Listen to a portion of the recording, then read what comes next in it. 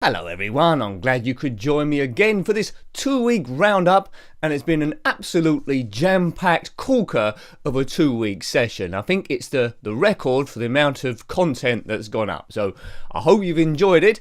You probably wouldn't have had a chance to see all of it, and you probably don't want to see all of it, but the bits that you did want to look at, I hope you have enjoyed. We tend to scatter around a number of things. So we're in a bit of a unique position this time round, because we do a top 6 of my favourite games we've looked at, and it comes to a point where we reviewed so many, there are some games outside of the top 6 which I still quite liked. So that's quite unusual.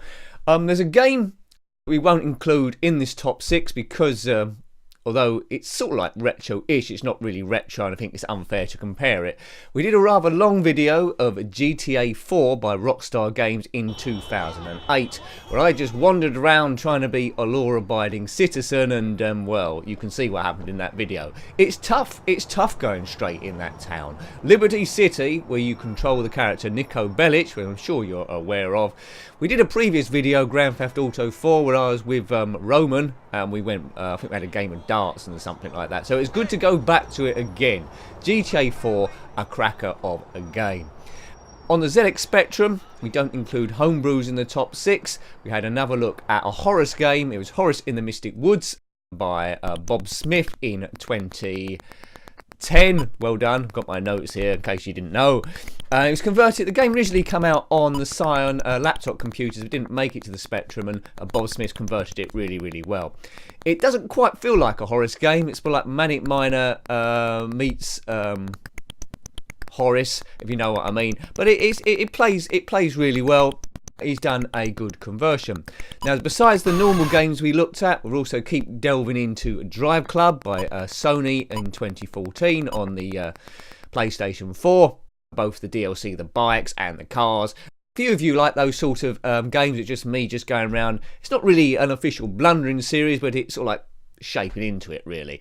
No particular order, those. The COLIN MCRAE, which is a blundering series on the PlayStation 1.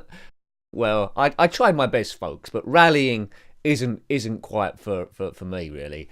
And also, we've been looking at a couple of times. We do a few more videos of these. SPEEDBALL 2 Evolution on the PlayStation 3 by Zen Studios, based on the classic Amiga game, well, I played it on the Amiga anyway, SPEEDBALL 2 Brutal Deluxe from 1990 by the Bitmap Brothers and Imageworks. It started off as slightly easier, but it is getting a bit more difficult as I progress through, and it's good to see the additional teams. Before we come to the other games as well, Zen Pinball 2, I always say pinball is the most least popular on this channel, so it might peter out at some point, but this time round at least, if you want them to continue, let me know. But this time at least, we looked at on the Vengeance and Virtue pack, which contains tables from the Marvel Universe. We had Moon Knight, which you might be unaware of that superhero. He died and been resurrected by the Egyptian moon god called Khonshu, I think. And he's got superpowers. He's a detective. He's a bit like Batman, but dresses in nicer clothes. That's a pretty good table, that one. They're based on the earlier tables that come out before, but been reskinned for the PlayStation 4. Also come out on PC and Xbox One under the name of FX Steam 2 or FX Steam 3. I don't know why they got different names. I'm sure there is a reason. Probably some kind of licensing thing going on. And the other table we looked at was 4. Not based on the Marvel's film as such, because the 4 character looks different to the guy whose name I temporarily can't remember, who plays him in the films.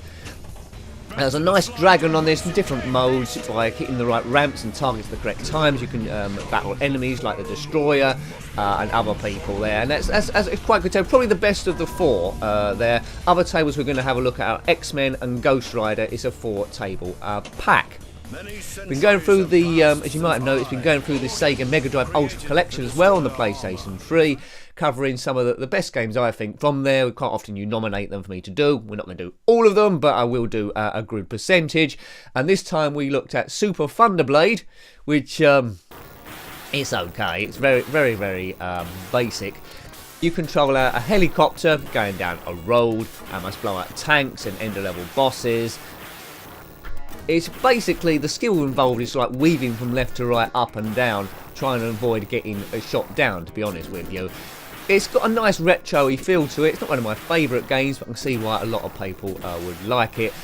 Super Thunder Blade, so we're racing through to try and make this video a sensible length, because I could talk about this for about an hour or so, but this is going to be a review, a summary of everything in case you missed something and you do want to go back and have a look at it.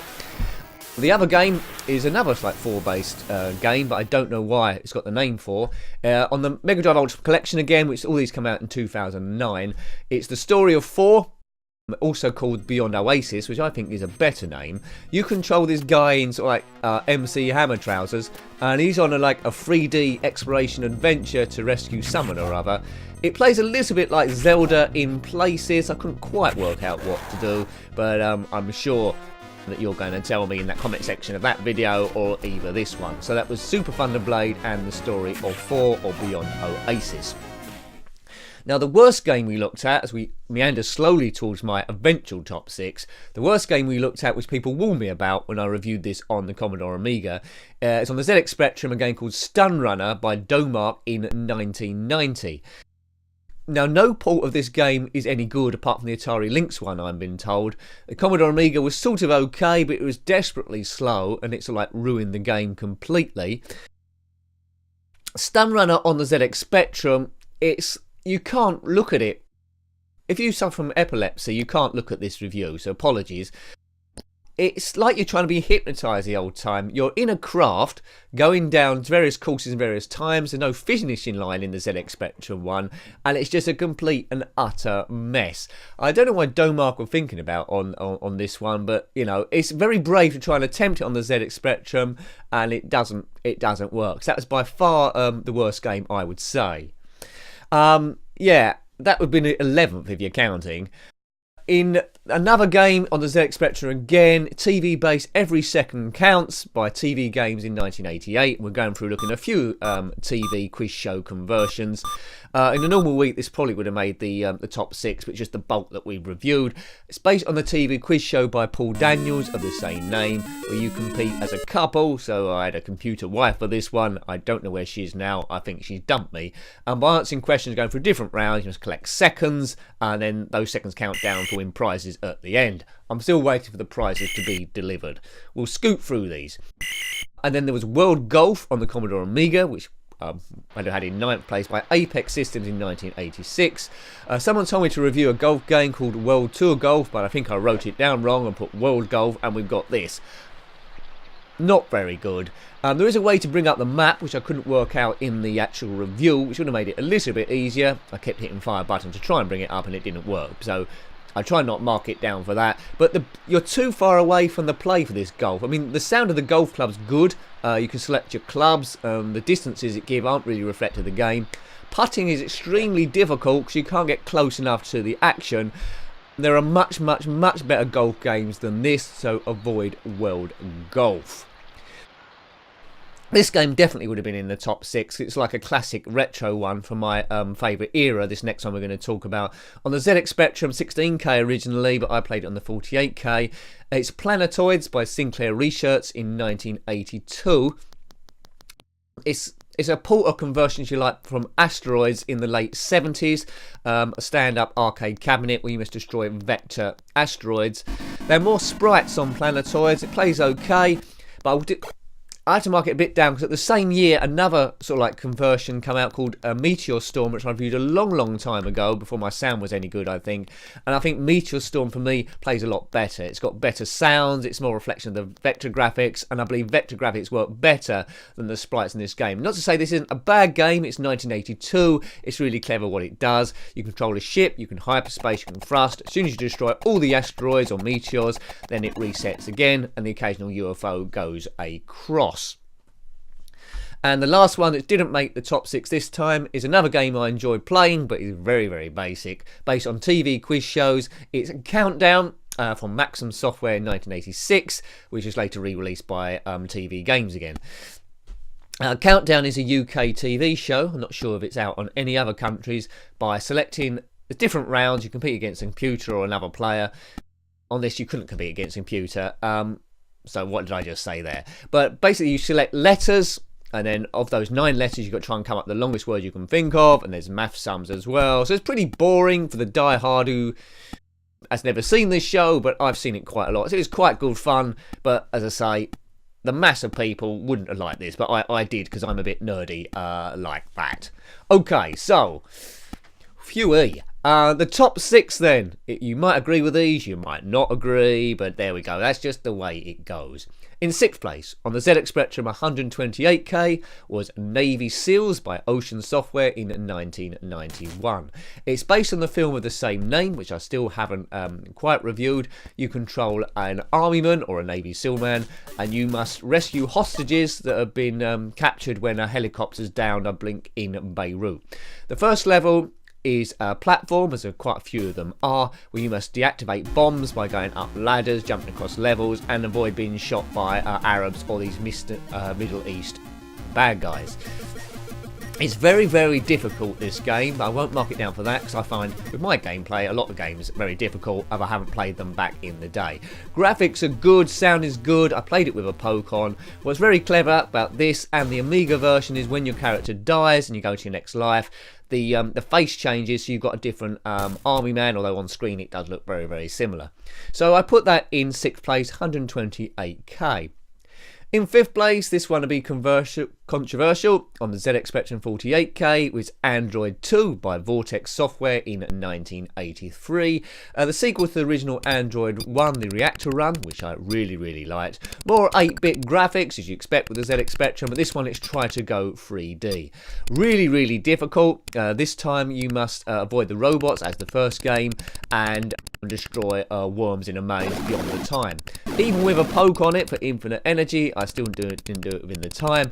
I think very, very, very few people would have completed this game, but it's extremely clever in the coding. You can see the maze work there and the graphics, what was to come later from Vortex Software in terms of Cyclone and Tornado Level, or TLL. I have reviewed those other games. You want to have a look at those, then please do so. That's Android 2. And in 4th place, wasn't sure where to put this one. It could have easily come out of the top 6.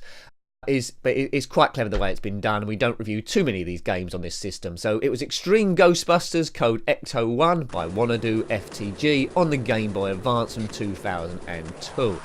It's based on a cartoon which came after the real Ghostbusters, another cartoon, so I didn't really see it too much, although I did see the real Ghostbusters quite a lot. The people are seen a little bit more funkier in this. I prefer the originals, like Peter Venkman and Dan Aykroyd's character, who's temporarily I can't remember.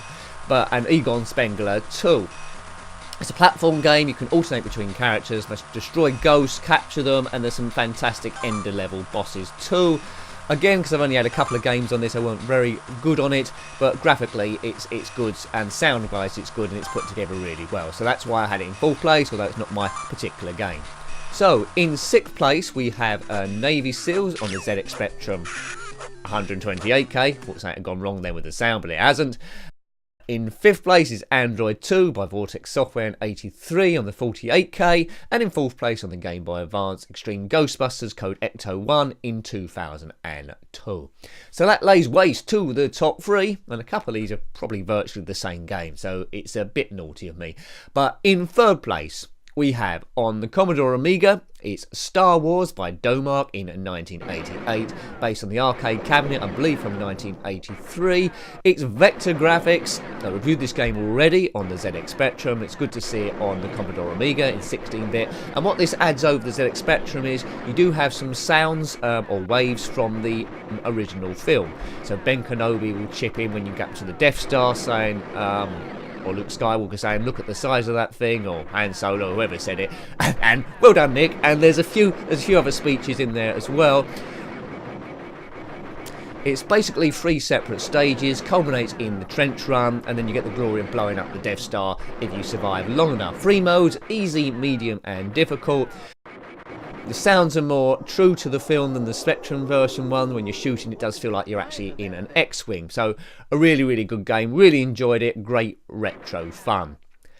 And in second place, again on the Commodore Amiga, virtually the same game, but I liked it slightly more, is The Empire Strikes Back by DOMARK in the same year, in 1988. The arcade cabinet came out a little bit after the Star Wars one. It's sort of like been reskinned from the first game, different things to do, but what makes it good is you actually fight in the AT-ATs, those big walker things, and the smaller ones, the AT-STs. First level, you're against the Imperial Pro Droids, who are trying to send information to the Imperials to tell them the location of the Rebel base. Then it's the AT-ATs, and then it's the meteor shower bit. Doesn't really culminate as a great end of level bit, like Star Wars did, but the same can be said for Empire Strikes Back, the actual film, so it leaves it sort of like hanging. We'll have to come to Return of the Jedi at some point. I don't think that's a vector graphics game, but there we go. So that was Star Wars and Empire Strikes Back, both from the same era. And the one I put right at the very, very top, hope this pleases some of you, been telling me to review games of this series for a long, long time. We've got in first place is Treasure Island Dizzy, or known as Dizzy 2 in some circles, by Codemasters in 1988, where you control an egg with his strange movement. Basically, it's an exploration game, picking up items to solve different puzzles to get where you need to go. Dizzy has been shipwrecked on a desert island. He was on holiday on a pirate ship. They made him walk the plank. He's washed ashore on this island and he must get off it and escape. So that's a lot to solve there. People that would play this back in the day, in 1988, might have completed it in the end. So it's a good game. It's an improvement over the first one. Graphics are really good. I love the sound on it, and it's an impressive looking game. I'll quite enjoy reviewing the others in that series. So, hope that isn't too quick for you, but we had to speed along there like a speedy thing. In third place was Star Wars on the Commodore Amiga by DOMARK in 1988. Second place, The Empire Strikes Back, again by DOMARK in 88, based on the games, I think, by Atari. And in first place, Treasure Island Dizzy by Codemasters in 1988. So thanks for watching this video as always, and the other videos there too. Videos will continue to go up. I'm not sure we'll continue this breakneck speed that we're doing because it is a bit of a killer. So thanks again, have a great weekend. Until next time, take great care of yourself and a very fond goodbye. Goodbye.